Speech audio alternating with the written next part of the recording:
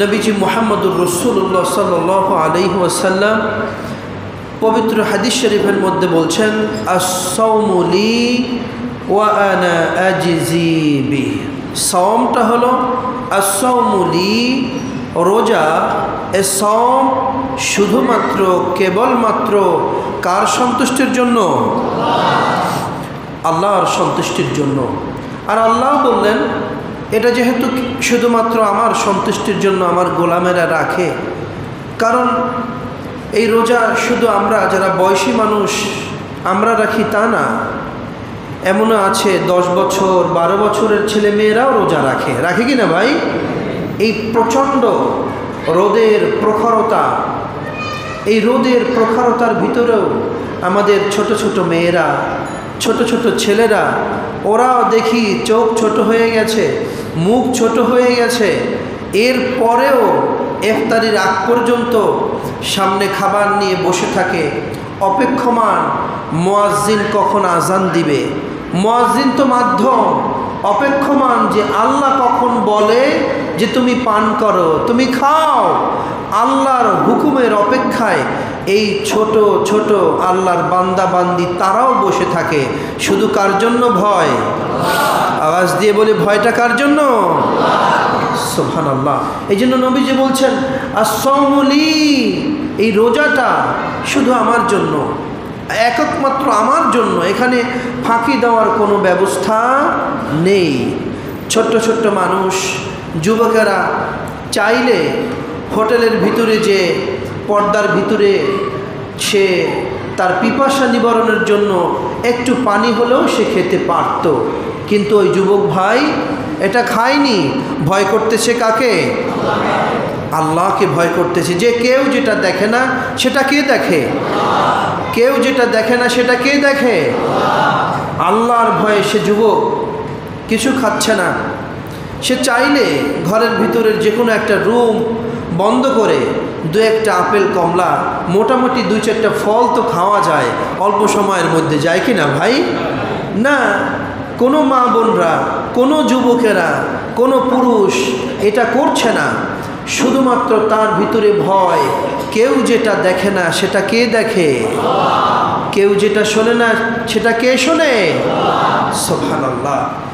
ওরা বুঝে যে না, কেউ না দেখলেও আমার আল্লাহর দৃষ্টিগোচর হওয়া সম্ভব না। আল্লাহ পাক দেখতেছেন।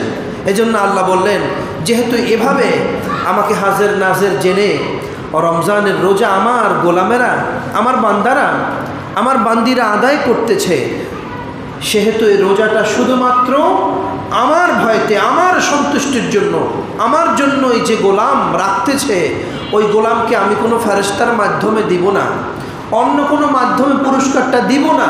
আল্লাহ বললেন, যেহেতু আমার জন্য করতেছে, একদম ফাঁকি মুক্ত, একদম পরিপূর্ণভাবে রোজাটা করতেছে, আস-সাওমু লি, যেহেতু আমার জন্য, ওয়া আনা আজজি বিহি, সেহেতু এর জাযাটা, এর পুরস্কারটা যেটা হবে সেটা আমি আল্লাহ আমার কুদরতি হাতে ওই রোজাদার ব্যক্তিকে আমি কিয়ামতের মুসিবতের সময় যখন বিপদগ্রস্ত থাকবে, ওয়া আনা আজজি, আমার হাতে রোজাদারের পুরস্কারটা আমি আমার হাতে দিয়ে দিব। সুবহানাল্লাহ।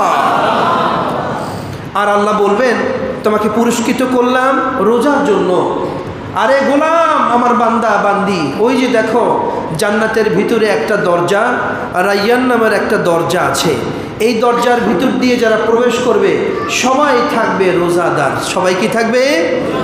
এই পৃথিবীতে বসে যারা আল্লাহকে ভয় করে রোজা আদায় করেছে, একমাত্র আল্লাহর সন্তুষ্টির জন্য রোজাকে রোজার মতো করে গ্রহণ করেছে, যখন হাদিসে নবীজি মুহাম্মদুর রাসূলুল্লাহ সাল্লাল্লাহু আলাইহি ওয়াসাল্লাম ইরশাদ করেছেন, রোজা অবস্থায় যদি কোনো মানুষ তোমার সাথে তর্কে লিপ্ত হয়, কিতে লিপ্ত হয়?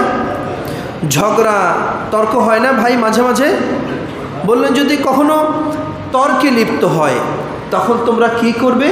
তখন তুমি বলবে যে আমি রোজাদার, আমি রোজাদার, এ কথা বলে তুমি আর তর্কে লিপ্ত হবে না। সুবহানাল্লাহ বলে। অর্থাৎ রোজা আপনাকে আত্মসংযম শিক্ষা দিচ্ছে, যে জবানের হেফাজত, কেউ তোমাকে বকা দিলেও তুমি বকা দিবে না, কারণ তুমি কি রোজাদার। নগ্নতা, অপরিচ্ছন্নতা, অশ্লীলতা যখন তোমার চোখের সামনে আসবে, তুমি সব সময় যেরকম চোখ ফিরিয়ে নাও, ঠিক রোজাকে কেন্দ্র করে আরও পবিত্র হবে।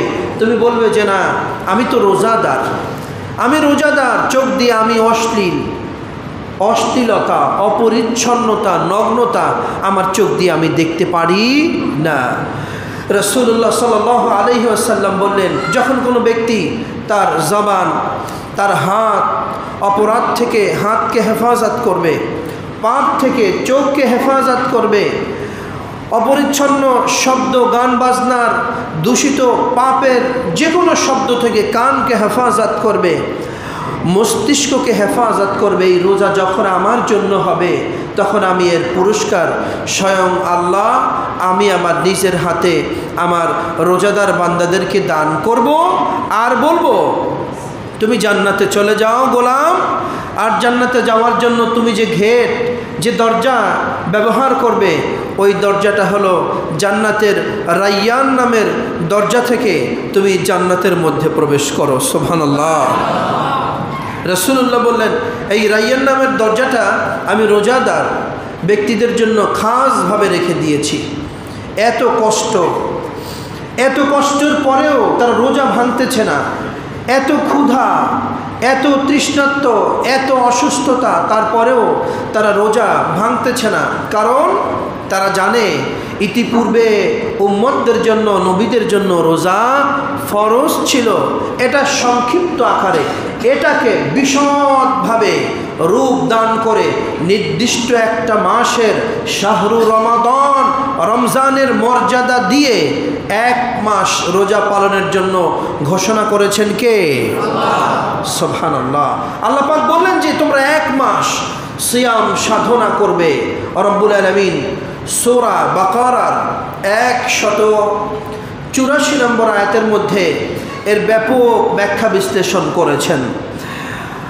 আল্লাহ রাব্বুল আলামিন বলেন, ইয়া আইয়ুহাল্লাযীনা আমানু কুতিবা আলাইকুমুস সিয়াম কামা কুতিবা আলাল্লাযীনা মিন ক্বাবলিকুম লাআল্লাকুম তাত্তাকুন।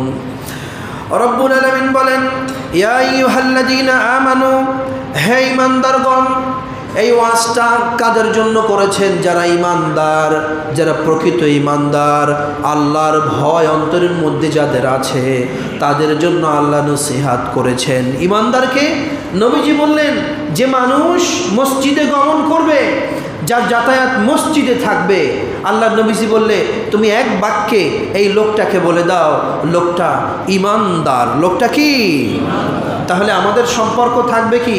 মসজিদের সাথে কম সম্পর্ক থাকবে না বেশি সম্পর্ক থাকবে? বেশি সম্পর্ক করার জন্য কিন্তু রব্বুল আলামিন আযানের ব্যবস্থা করেছেন। আর গোটা পৃথিবীতে মুয়াজ্জিন আপনাকে ডাকতেছে, হাইয়া আলাস সালাহ, নামাজে আগমন করো, মানে কি মসজিদে আসো।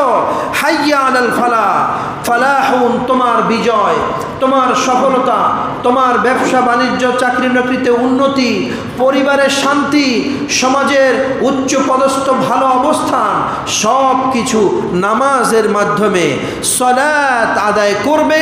আল্লাহ পাক তোমাকে ফালাহুন, সফলতা, উন্নতি, অগ্রগতি তোমাকে দান করতে পারেন কে? আল্লাহ। আওয়াজ দিয়ে বলেন কে? তাহলে কয়বার ডাকতেছে আপনাকে আল্লাহ? জোরে বলেন কয়বার? 5 বার ডাকতেছে। সেই 5 বার আমরা কি আল্লাহর ডাকে সাড়া দেই? ও ভাইরা দেই? রমজান ছাড়া পবিত্র জুম্মাবারে যে পরিমাণ মুসল্লি মসজিদে আগমন করে, ওই পরিমাণ মুসল্লি যদি ফজরের সময় আগমন করত, তাহলে এই সমাজের মধ্যে আর কি পাপ হতো? কি বলেন, পাপ হতো? হতো না। এই জন্য একজন গবেষক, একজন দার্শনিক, তিনি বলেছিল, শোনো, মুসলমানদের বিজয় তখন হবে, মুসলমানদের বিজয় তখন হবে, মুসলমানরা পরাধীনতার শৃঙ্খল থেকে তখন মুক্তি পাবে যখন এই মুসলমানরা জুমাবারের মতো ফজরের নামাজকে উদযাপন করবে। ফজরের নামাজ এমনভাবে আমরা ছেড়ে দিয়েছি, জামাতকে এমনভাবে ছেড়ে দিয়েছি, মনে হয় যেন এইটা মুসলমানদের না, অন্য কোনো ধর্মের আয়োজন। ফজরকে এমনভাবে ত্যাগ করেছি, অন্য ধর্মের আয়োজন। 1 জন 2 জন 3 জন 5 জন সর্বোচ্চ 10 জন 20 জন 50 জন লোক মসজিদে আগমন করে। ওই মসজিদেই জুমাবারে 5000 মুসল্লি হয়। এমন মসজিদ আছে কি আছে না? যারা আওয়াজ দিয়ে বলেন আছে কি আছে না? এই জন্য আল্লাহর ডাকে আপনি যদি 5 বার সাড়া দিতে পারেন, জোরে বলেন কয়বার? এখন বলতে পারেন যে হুজুর মসজিদে আসা আমার জন্য সকালবেলা কষ্টকর। ঠিক আছে, তাহলে আপনি যেহেতু মসজিদ দূরে, আপনার জন্য বিপজ্জনক, তাহলে আপনি রাসূল বলছেন তুমি ঘরটাকে মসজিদ বানাইয়া নাও। সুবহানাল্লাহ বলেন। মসজিদে আসতে পারোনি সকালবেলা, তোমার স্ত্রী, তোমার ছেলে মেয়ে সবাইকে নিয়ে একামত দিয়ে জামাতে নামাজ পড়ো, ঘরটা তোমার জান্নাতের টুকরা হয়ে যাবে। সুবহানাল্লাহ, আল্লাহু আকবার। আমরা যদি এইভাবে নামাজ ছেড়ে দেই প্রিয় ভাইরা, তাহলে রোজা আদায় হয়ে যাচ্ছে, কিন্তু রোজা কবুল হবে কিনা সেটা কিন্তু বোঝার বিষয় আছে। রোজা আদায় হওয়া এক জিনিস, আর আল্লাহর কাছে কবুল হওয়া ভিন্ন জিনিস। এই জন্য 5 ওয়াক্ত নামাজ, আওয়াজ দিয়ে বলি কয় ওয়াক্ত নামাজ? 5 ওয়াক্ত নামাজ, এটাকে মজবুত করতে হবে, খুবই মজবুত করতে হবে। ফজরের নামাজ যদি মসজিদে আসা কারোর জন্য বিপজ্জনক হয়, তাহলে তাকে সাজেস্ট করব অবশ্যই আপনার স্ত্রী ছেলে মেয়ে নিয়ে বাসায় বসে আপনি যা পারেন, আলাম তারা তো পারেন না ভাই, কুল হুয়াল্লাহ তো পারেন, ছোট্ট ছোট্ট সূরা দিয়ে দাঁড়ায়া 2 রাকাত নামাজ আপনি আদায় করলেন। আল্লাহ পাক ঘরটার ভিতরে শান্তি দিয়ে বরকত দিয়ে ভরে দিবেন কে? আল্লাহ রব্বুল আলামিন বললেন, শোনো, এই রমজানের রোজা ইতিপূর্বে মুমিনদের জন্য ফরজ ছিল, যেটা তোমাদের উপরে নির্দিষ্ট 1 মাস ব্যাপী ফরজ করা হয়েছে।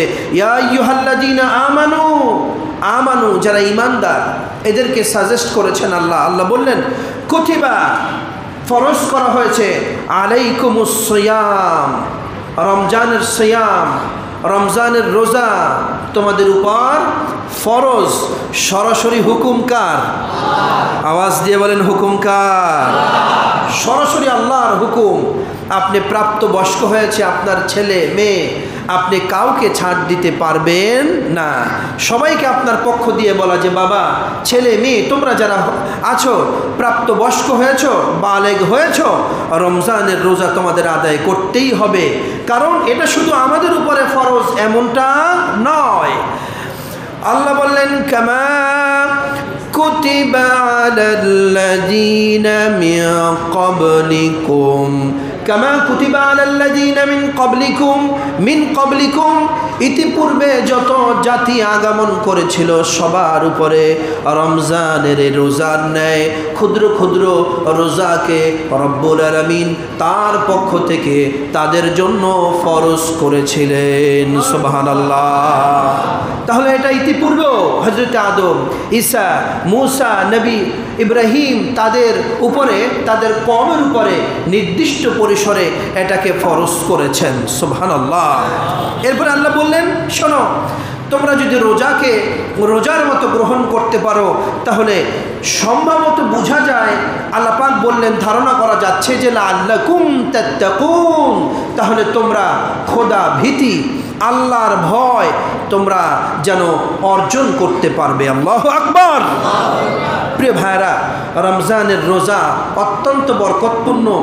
আল্লাহ পাক সব জায়গায় যেভাবে বিধান করে দেয় যে তোমার জন্য বিধান রমজানের রোজা, কিন্তু রোজার ভিতরে তুমি এখন অসুস্থ হয়ে পড়েছো। কি হয়ে পড়েছো? মনে করেন আপনার বাবা অথবা আপনার মা, অনেক বয়সী মানুষ, তারা অসুস্থ হয়ে পড়েছে। আপনার দাদা দাদি পরিবারে অনেক অসুস্থ, একদম জীর্ণ শীর্ণ ভারাক্রান্ত অবস্থায় বিছানায় পড়ে আছে। তাদের জন্য রোজার বিধান কি হবে, রব্বুল আলামিন এ কথাগুলো পবিত্র কালামে হাকিমের মধ্যে ভেঙে ভেঙে ব্যাখ্যা করে দিয়েছেন। সুবহানাল্লাহ বলি। আল্লাহ পাক চান একজন অসুস্থ ব্যক্তি রমজানের বরকত নিতে পারছে না, আমি পারছি, আপনিও পারছেন, কিন্তু আপনার মা বয়স্কা একজন মহিষী একজন নারী, সে আগে রেখেছে কিন্তু এবছর অসুস্থ, বিছানায় পড়ে আছে। সম্মানিত ডক্টর সাহেব বলেছেন যে আপনি 2 ঘন্টা পর পর ওষুধ খেতে হবে, নাস্তা করে ওষুধ খেতে হবে, তাকে জুস খাইয়ে দিতে হবে। আপনার মা রোজা রাখতে পারছে না, বিছানায় আছে, তার জন্য বিধান কি এটা আমাদের জানা দরকার আছে কি না? আল্লাহ রাব্বুল আলামিন বলেন فَمَنْ كَانَ مِنْكُمْ مَرِيضًا أَوْ عَلَى سَفَرٍ রব্বুল আলামিন বলেন, শোনো দুনিয়ার মানুষেরা, ফামা কানা মিনকুম মারিদান, যদি কোনো মানুষ মারিদ, তোমাদের পরিবারস্থ আপনজন কেউ যদি মারিদ অসুস্থ, কেউ যদি রোগী থাকে, পেশেন্ট যদি কেউ থাকে তোমার পরিবারে, অথবা আও আলা সাফার, যদি কেউ সফর অবস্থায় থাকে, মানে তুমি এখন আছো, তুমি সফর করতেছো, যে আজকে তুমি ভোর রাতে বিমানে উঠেছো, তুমি আমেরিকা যাবে, দীর্ঘ সময় বিমানে থাকতে হবে সফররত অবস্থায়, তোমার জন্য খুব কষ্টকর। তুমি বয়সী মানুষ, অনেকে রাখতে পারবে, আবার অনেকে রাখতে পারবে না। এই যে সফররত অবস্থায় তুমি আছো, আও আলা সাফার, আল্লাহ পাক 2টি কন্ডিশন দিয়েছেন। একটি হলো যদি সে অসুস্থ হয়, যে কোনো অসুস্থতা হতে পারে, আর যদি সে আও আলা সাফার, সে সফরটা হতে পারে হেঁটে হেঁটে সফর করতেছে, অথবা লঞ্চের জার্নি হতে পারে, গাড়ির জার্নি হতে পারে, অথবা বিমানের জার্নি হতে পারে, তুমি সফররত অবস্থায় আছো, এই 2টি কন্ডিশনে তোমার যদি অবস্থা হয়, তাহলে তুমি কি করবে? ফাইদাতুম মিন আইয়ামিন উখর, রমজানের যে রোজাগুলো তোমার ছুটে গিয়েছে, রোজা অবস্থায়, রমজানের শাহরু রমাদান অবস্থায় তুমি যে সময়ে সফর করেছো, যে কয়টি রোজা তোমার ছুটে গিয়েছে, তুমি যে কয়টি রোজা অবস্থায় অসুস্থ ছিলে, বিছানায় ছিলে, ডাক্তার বলেছে যে রোজা রাখা যাবে না, ওই দিনগুলো তুমি কি করবে? অন্য সময়ে তুমি যখন সুস্থ হবে, তখন তুমি একটি করে কাজা রোজা আদায় করলে পরেই রব্বুল আলামিন তোমার রোজার বরকত তোমাকে দান করে দিবে। সুবহানাল্লাহ, কি চমৎকার বিধান! আল্লাহু আকবার, অনেক সুন্দর বিধান না ভাই? রমজানে যদি আপনি এই বরকত মাহরুম হন, আপনার বাবা, আপনার মা, পরিবারস্থ কেউ যদি মাহরুম হয়, তাহলে অল্টারনেটিভ বিকল্প ব্যবস্থা হলো, আপনি যখন সুস্থ হবেন, রমজান ছাড়া অন্য মাসে আপনি একটি রোজা, যে কয়টি রোজা আপনার ভেঙেছে, রোজায় যদি 5টি রোজা আপনি রাখতে পারলেন না, তাহলে কাজা আপনি 5টি রোজা আদায় করবেন। যদি 2টি রোজা আপনি সফরে ছিলেন, রাখতে পারলেন না, 2টি রোজা আদায় করলেই গোটা 1 মাসের বারাকা, বরকত, রহমত আপনাকে দান করবেন কে? আল্লাহ দান করবেন। কিন্তু ভাইয়েরা, আল্লাহ বললেন যে যা আপনি এমন অসুস্থ, মানে এমন অবস্থা আপনার যে আপনি অসুস্থতা থেকে আর সুস্থ হচ্ছেন না, এরকম আছে না, যে একদম বিছানায় বছরকে বছর বিছানায় পড়ে আছেন। যদি এমন একটা অবস্থা হয়, আল্লাহ বললেন তাহলে তোমরা কি করবে? ওয়ালাল্লাযীনা ইউতীকুনাহু ফিদয়াতুন তুআমু মিসকিন, যদি তোমার আপনজন পরিবারস্থ কেউ হয় যে না রোজা ছাড়া অন্য সময়ে রোজা আদায় করতে পারবে না, সে এমন অসুস্থ, একদম বিছানায় পড়ে আছে, তাদের জন্য কি করবে? ওয়ালাল্লাযীনা ইউতীকুনাহু ফিদয়াতুন তুআমু মিসকিন, তুমি ফিদিয়া দিবে, খাদ্য দান করবে। তোআম মানে কি? খাদ্য দান করবে। কাদেরকে? আল্লাহ পাক একদম স্পষ্ট করে বললে মিসকিন। কাদেরকে? মিসকিন যারা আছে, একদম অসহায় যারা আছে, এদেরকে তুমি খাদ্য দান করবে। নবীজি মুহাম্মদুর রাসূলুল্লাহ সাল্লাল্লাহু আলাইহি ওয়াসাল্লাম এটাকে ভেঙে দিয়েছেন কতটুকু? ওয়ালাল্লাযীনা ইউতীকুনাহু ফিদয়াতুন তুআমু মিসকিন, এক রোজার জন্য, যিনি অসুস্থ, যিনি মুসাফির ছিল, অন্য সময়ে ভাঙতি রোজা আদায় করতে পারল না, তার জন্য এক রোজার জন্য 2 বেলা করে খাবার, একটা রোজার জন্য একজন মিসকিনকে দান করতে হবে। কয় বেলা খাবার?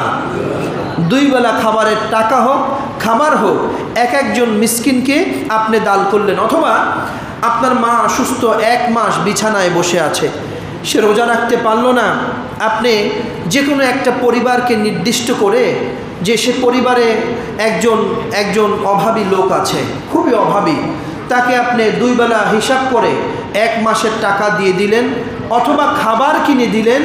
তাকে আপনি দিলে পরে আপনার মা, বাবা, দাদা, দাদি যারা বিছানায় অসুস্থ, রোজা রাখতে পারলো না, ওই যে তো আমু মিসকিনকে এক একটা রোজার জন্য 2 বেলা করে খাবার হিসাব করে 1 মাসের অর্থ অথবা খাবার আপনি দিয়ে দিলেন। এর বরকতে আপনার বাবা মায়ের আমলনামায় রমজানের পরিপূর্ণ বারাকা আল্লাহ পাক নাজিল করবেন। সুবহানাল্লাহ। আল্লাহ পাক চায় যে আমার গোলামেরা যেন রমজানের এই বরকত থেকে মাহরুম না হয়। প্রিয় ভাইরা, আরেকটি বিষয় হলো, এই রমজানের রোজা যদি আপনি ইচ্ছা করে ছেড়ে দেন, আছে না, একদম ইচ্ছা করে, একদম দিব্যি সুস্থ মানুষ রোজাকে আপনি ছেড়ে দিয়েছেন, অথবা আপনি রোজা রেখেছেন, রোজা রাখার পরে আপনি যুবক মানুষ, যুবতী মানুষ চিন্তা করলো যে না, এখন দুপুর হয়েছে, অনেক পিপাসা, ঠিক আছে আজকে যেহেতু একটু ঘুরতে আসছি, রোজাগুলো সবাই ভেঙে দেই, ইচ্ছা করে, একদম ইচ্ছা করে। সুস্থ মানুষ রমজানের রোজা রাখলো না, অথবা রেখেছে, রাখার পরে সে রোজাটা ইচ্ছা করে ভেঙে দিল। কোনো বিপদ নয়, কোনো ক্ষুধা নয়, কোনো অসুস্থতা নয়, কোনো সফর নয়, কিচ্ছু না, এমনি এমনি ভেঙে ফেলেছে। আল্লাহ নবীজি এই জায়গায় কিন্তু কঠোরতা ব্যবস্থা করেছেন। আল্লাহ বললেন যে না দোস্ত মুহাম্মদুর রাসূলুল্লাহ, আগে আমি বলেছি রোজা অসুস্থ হলে পরে একটা কাজা রোজা আদায় করো, কাজাও যদি করতে না পারো তাহলে কি ফিদিয়াতুন তুআমু মিসকিন, এক একটা রোজার জন্য এক একজন মিসকিনকে 2 বেলা খাবার দাও, রোজার বরকত পাবে। কিন্তু রোজাকে তুমি ইচ্ছা করে ছেড়ে দিয়েছো, একদম গাফলতি করে, যে না আমি এখন যুবক মানুষ, কি রোজা 1 মাস, কি হুজুররা যে কি বলে, আর হুজুররা এমনটাই বলে, হুজুরদের কোনো কাজ নাই, হুজুররা এমনই বলে, এরকম তুচ্ছ তাচ্ছিল্য করে, রোজাকে অবজ্ঞা করে তুমি রোজা ছেড়ে দিয়েছো। আল্লাহ বললেন যে না, শুধু কাজা করলে হবে না, তোমাকে রোজা ছেড়ে দিয়েছো, এটাকে সজ্ঞানে তুচ্ছ ভেবে রোজাকে তুমি অস্বীকার করেছো, এজন্য পানিশমেন্ট হবে, তোমাকে কাফারা দিতে হবে। কি দিতে হবে? আওয়াজ দিয়ে বলেন, কি দিতে হবে? প্রিয় ভাইরা, এই মাসালাটা ভালো করে আপনাদের মনে রাখতে হবে, কাফারা দিতে হবে। কাফারা কি? ভালো করে মিলিয়ে নেন, এটা আপনার আমার জীবনে হতে পারে। মনে করেন আপনার জীবনে হঠাৎ করে রোজা কি? রোজা হলো একদম সকালে সুবহে সাদেকের নির্দিষ্ট সময় থেকে সূর্য অস্তের নির্দিষ্ট সময় পর্যন্ত আপনি কিছু পানাহার করতে পারবেন না, কিছু খেতে পারবেন না, আর আপনার হালাল স্ত্রীর কাছেও আপনি মেলামেশার জন্যও যেতে পারবেন না, একদম নিষেধ। এটাকে যদি আপনি ঠিকভাবে ধৈর্য ধারণ করে ক্ষুধা যৌনতাকে নিবৃত রাখতে পারেন এই নির্দিষ্ট সময় সকাল টু সন্ধ্যা, আল্লাহ বললেন তাহলে তোমার জন্য রায়্যান নামের জান্নাতের দরজা খোলা থাকবে, তুমি নির্বিঘ্নে আর রায়্যান নামের দরজা দিয়ে প্রবেশ করে জান্নাতের মূল কামরায় রাসূলুল্লাহর সাথে জান্নাতে অবস্থান করবে। সুবহানাল্লাহ। আর যদি আপনি এই যে সুবহে সাদেক থেকে সূর্যাস্ত, এই যে রোজার সংজ্ঞা, এর ভিতরে আপনি ইচ্ছাকৃতভাবে আপনি পানাহার করলেন, অথবা ইচ্ছাকৃতভাবে আপনার স্ত্রীর সাথে মেলামেশা করলেন, অথবা রোজা আপনি ইচ্ছা করে আপনি রাখলেন না, কোনো ব্যাপার না, রোজা রাখতে পারবো না, আমার অনেক কাজ, আমি অনেক ব্যস্ত, বড় অফিসার, বড় ব্যবসায়ী, রাখতে পারবো না, তাহলে কাফারা। কাফারা কি? কাফারা 3টি সূরাত রয়েছে, যেটা বলেন কয়টি? আওয়াজ দিয়ে বলেন কয়টি? এক একটা রোজার জন্য এক একজন গোলামকে আজাদ করতে হবে। তো গোলামের ব্যবস্থা এখন আর আমাদের দেশে নাই, আছে ভাই? আছে? নাই। তাহলে আমরা 2টি সূরাত ধরবো কাফারার জন্য। আপনি ভালো করে মনে রাখবেন, ইচ্ছাকৃতভাবে রোজা ছেড়েছেন, অথবা রোজা রাখার পরে ইচ্ছাকৃতভাবে পানি খেয়েছেন, আপনি রোজা ভেঙে ফেলেছেন। আবার এমনও শুনেছি, আমরা পানি খাওয়ার কথা বলি আর খাবার ভক্ষণ করার কথা বলি, এজন্য সুশীল সমাজের অনেক যুবকেরা যুবতীরা, আগে ছিল যুবকেরা, এখন দেখতেছি না প্রকাশ্যে যুবতীরাও স্মোক করে আর বলে যে রোজায় বিড়ি সিগারেট স্মোক করা যায়, তাতে রোজার কোনো সমস্যা হয় না। কারণ আমরা বলি কি, আপনি খাবার ভক্ষণ করবেন না। ওরা শিক্ষিত তো, এই জন্য মাসালা ভাঙায় নিজেরা, মানে খাবার ভক্ষণ করবেন না, আর পানাহার করবেন না, আর স্ত্রীর নিকটে আপনি যাবেন না আপনার হালাল স্ত্রীর কাছে, আর হারামটার কাছে তো এমনিই যাওয়া যাবে না। হ্যাঁ, এগুলো সব ভাঙায় দেওয়ার পরে ওরা এখন, আগে দেখতাম পুরুষরা স্মোক করে, এখন আবার দেখতেছি মিডিয়াতে যে মহিলারা প্রকাশ্যে, মেয়েরা স্মোক করতেছে। আপনারা কি দেখেন না? এত আওয়াজ কম দিলেন, দেখেন না? বুঝতে পারছি, রমজানে আপনার চোখকে আপনি হেফাজত করেন, মোবাইলও দেখেন না। আপনি মোটামুটি আল্লাহর ওলির কাছাকাছি হয়ে গেছেন, এই জন্য মোবাইলও দেখেন না।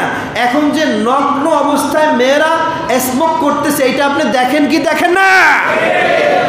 সিলেটের, চট্টগ্রামের কিছু মোল্লা মৌলভী এরা বলতেছে যে না, স্মোক করা যাবে, এটা কোনো ব্যাপার না। তারাবির নামাজের আগে ইমাম সাহেব সিগারেট খায়, তারাবির পরে আবার কমিটি জিজ্ঞাসা করে যে হুজুর চা হবে নাকি সিগারেট হবে, কোনটা চলবে? নাউজুবিল্লাহ বলবেন না?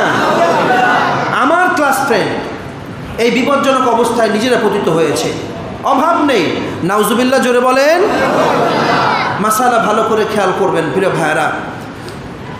আপনারা যারা যদি কেউ থাকেন সিগারেটের অভ্যস্ত আছেন, কেউ রাগ করবেন না তো আবার ভাই? একটু বলি ভাই, আপনি জান্নাতে যাবেন, আপনাকে নিয়ে জান্নাতে যাব, এটা চাই। আপনি মানেন বা না মানেন, একটু শুনে নেন, কষ্ট পায়েন না ভাই। মদ এটা কি হালাল না হারাম? ফ্যান্সি এটা কি হালাল না হারাম? আর যত রকমের ডাইল দুইল অনেক কিছু আছে না, এগুলো তো আমাদের মুখস্থও নাই। এই নেশা জাতীয় যা আছে সব কিছু কি হালাল না হারাম? একদম স্পষ্ট হারাম। তাহলে সিগারেট এইটা একদম স্পষ্ট হারাম। এটা কি ভাই? জোরে বলেন, এটা কি হারাম? আর আপনি যদি এইটা হারাম তখন হবে না, আছে না যে আপনি শখে বন্ধু পাল্লায় পড়ে কখনো মুখে দিয়েছেন, শখে। যেমন আমার এক মুসল্লি, তিতাসের অনেক বড় অফিসার, আমার খুব ভালোবাসে, অনেক ধনী মানুষ। হঠাৎ করে দেখতেছি একটা মিটিংয়ে তার হাতে সিগারেট, পরে আমার দেখে দূরে বসে হাইসে দিয়ে আড়ালে করছে। পরে আমি যেহেতু মোহাম্মতি মানুষ, দেখে না দেখার ভান করছি, পরে ফজরের নামাজে ধরছি যে ভাই কখনো তো এটা দেখলাম না, হঠাৎ করে আমি কিন্তু বাসায় ফোন দেব, এইটা তো খুব বিপদ।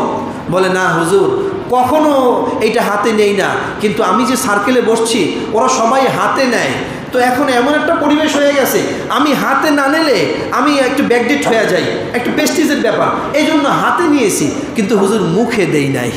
এরকম সামাজিকতা আছে না ভাই? বন্ধু প্যানেলে বসছে, ও হাতে নিয়েছে, পাঁচজন ও একটু হাতে ধরছে, এইটা ভিন্ন কথা, এইটা হারাম হবে না। এছাড়া আমার অনেক মুসল্লি দেখেছি যে রোজার পরেই দূরে যাওয়ার পরেই আসে, একটু গন্ধ পায়। বললাম ভাই কি? বলে ভাই সিগারেট যদি হুজুর আমি যদি না খাই, আমার মাথার মধ্যে কিট করে। কি করে?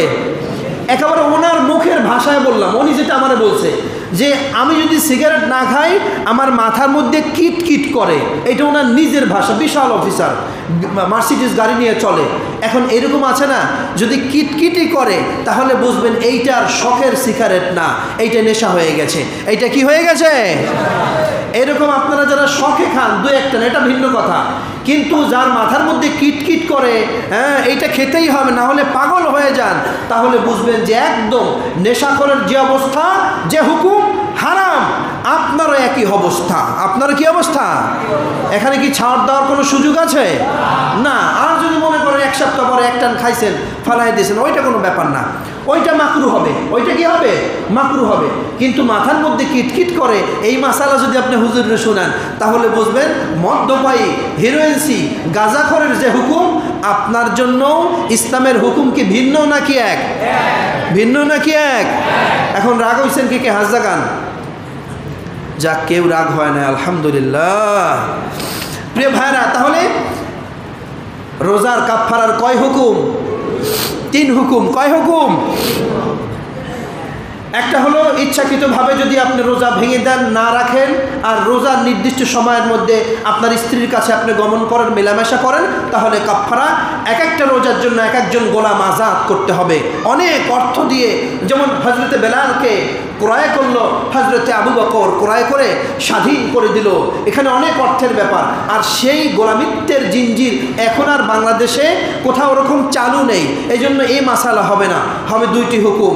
এক নম্বর হলো একটি রোজার জন্য আপনাকে একটা রোজা কাজাও করতে হবে, একটা রোজা কি কাজাও করতে হবে, আর শাস্তি চরম পানিশমেন্ট। ইচ্ছাকৃতভাবে এই রোজা তুমি ছেড়ে দিলা, এই জন্য এক রোজার জন্য ৬০টি রোজা, জোরে বলেন কয়টি? ১ থেকে ৩০, ৩০কে ২ দিয়ে গুণ করলে কত হয়? ৬০টি রোজা আপনাকে আদায় করতে হবে। তাহলে একটা রোজার জন্য যে জরিমানা, কয়টা রোজা? ভালো করে বুঝেন, এক রোজার জন্য কয় রোজা? ৬০টি রোজা রাখতে হবে, পাশাপাশি আপনাকে কাজা রোজাটাও আদায় করতে হবে। এরপরে আসলে কি ভাই ৬০টি রোজা রাখা সম্ভব আমাদের জন্য? কত কঠিন আপনি চিন্তা করে দেখেন।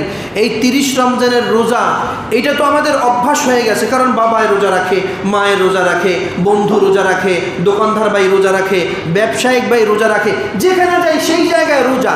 তো রোজা এইটার ভাঙতে ইচ্ছা করে না, এইটা এখন অভ্যস্ত হয়ে গেছে যে না, এই ১ মাসের মধ্যে যেখানে যাব ওই জায়গায় ভাই রোজা, বোন হ্যাঁ রোজা, মা রোজা, সবাই রোজা। এই জন্য আমাদের এত কষ্ট হয়, সবাই রোজা তারপরেও এত কষ্ট। আর যেখানে কেউ রোজা রাখবে না, দুপুরে খানা, এখানে নাস্তা, সকালবেলা নাস্তা, চায়ের দোকানে চা, এর ভিতর থেকে রোজা ছাড়া এক রোজার জন্য, জোরে বলেন কয় রোজা? ৬০টি রোজা রাখতে হবে। এটা কি সম্ভব? যেমন আল্লাহ বলছেন আস-সাওমুলি ওয়া আনা আজজি বি, রোজা আমার জন্য, পুরস্কার আমি আমার নিজ হাতে দেব। আল্লাহ রোজা ছেড়ে দিলে পানিশমেন্ট, কঠিন পানিশমেন্ট। এক রোজা যদি ইচ্ছাকৃতভাবে ছেড়ে দাও, আর যদি বলো যে না রোজা রেখেছি এখন ক্ষুধা লাগছে, রোজা ভেঙে ফেলো, আর যদি তুমি হালালভাবে অথবা হারামভাবে নারীর নিকট গমন করো, তোমার স্ত্রীর নিকট গমন করো রোজা অবস্থায়, কাফারা এক রোজার জন্য কয় রোজা? ৬০টি রোজা রাখতে হবে এবং কাজা আদায় করতে হবে। তো এটাও যদি আপনি না পারেন যে না আমি অপারগ, আর পারতেছি না, তাহলে এক রোজার জন্য ৬০ জন মিসকিনকে ২ বেলা খাবার দিতে হবে। এতে কি অর্থ কম লাগবে না বেশি লাগবে? ভালো করে হিসাব করেন, এক রোজার জন্য ৬০ জন মিসকিনকে ২ বেলা করে খাবার দিতে হবে এক রোজার জন্য। তো রোজা যদি ৫টা হয় হিসাব করে ওভাবে দিতে হবে। রোজা যদি কাফারা যদি 10টা রোজার হয় হিসাব করে দিতে হবে। আর যদি পুরা মাস ব্যাপী আপনি ছেড়ে দিয়েছেন তাহলে ১ মাসের হিসাব করে দিতে হবে। এক রোজার জন্য কয়জন মিসকিনকে? ৬০ জন মিসকিনকে কয় বেলা? ২ বেলা। বড় বিপজ্জনক, পানিশমেন্টটা অনেক বিপজ্জনক, ঠিক কিনা ভাই? আল্লাহ পাক যেন এই কাফারার ভিতরে যেন কোনো মুমিনকে যেন আর না ফেলে, মুমিন মুসলমান যেন নির্বিঘ্নে রমজানের রোজা যেন আদায় করতে পারে, এই তৌফিক যেন গোটা রোজাদারকে যেন আল্লাহ পাক দান করে, বলে আল্লাহুম্মা আমিন। প্রিয় ভাইরা, কয়েকটি মাসালা আমরা শুনব। অনেক ভাইরা শ্বাসকষ্টের রুগী আছে না ভাই? শ্বাসকষ্টের রুগী আছে, তো অনেক সময় তারা ইনহেলার ব্যবহার করে। অনেক সময় আমাদেরকে জিজ্ঞাসা করে যে হুজুর রোজা অবস্থায় আমরা ইনহেলার নিতে পারবো কি না? হ্যাঁ, আপনি রোজা অবস্থায় আপনার শ্বাসকষ্ট দূর করার জন্য আপনি যদি সেই মাপের ডক্টর যদি বলে যে না আপনি যে অবস্থা আপনাকে ইনহেলার ব্যবহার করতেই হবে, না হলে আপনি সুস্থ থাকবেন না, অস্বাভাবিক হয়ে যাবেন, অসুস্থ হয়ে যাবেন, এক্ষেত্রে ডক্টরের পরামর্শ নিয়ে আপনি ইনহেলার ব্যবহার করতে পারবেন। অনেক ক্ষেত্রে দেখা যায় মা বোন ছেলেমেয়েরা অসুস্থ হয়ে পড়েছে, ওই জায়গায় তাকে স্যালাইন দিতে হবে। যে কোনো রোগের জন্য আপনি রমজানের রোজা অবস্থায় স্যালাইন ব্যবহার করতে পারবেন। তবে একটি মাসালা হলো যে অনেকে আছে যে না দুর্বলতা দূর করার জন্য গ্লুকোজ জাতীয় কিছু দেহের মধ্যে ঢুকায় স্যালাইনের মাধ্যমে, যেতে করে দুর্বলতা কেটে যায় না, ওই দুর্বলতা কাটানোর জন্য আপনি স্যালাইন ব্যবহার করতে পারবেন না।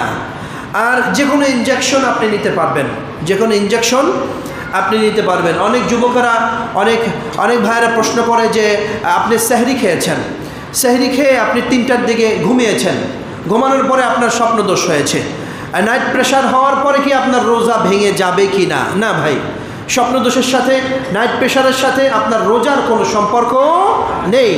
আপনি এটা হলে পরে পরিচ্ছন্ন হয়ে অপবিত্র জায়গাটা ভালো করে ধৌত করে আপনাকে গোসল করতে হবে, গোসল করে আপনি নামাজ আদায় করবেন, রোজার কোনো ক্ষতি হবে না।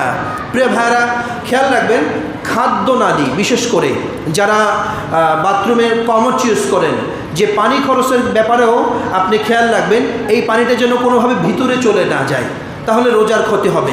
খাদ্যনালী থেকে শুরু করে, অর্থাৎ এই ভিতরে কোনো কিছু দেওয়া যাবে না, ভিতর থেকে যেন খাদ্যনালী থেকে এটা কোনো কিছু আমাদের ভিতরে যেন না যায়, এদিকে আমরা খেয়াল রাখবো।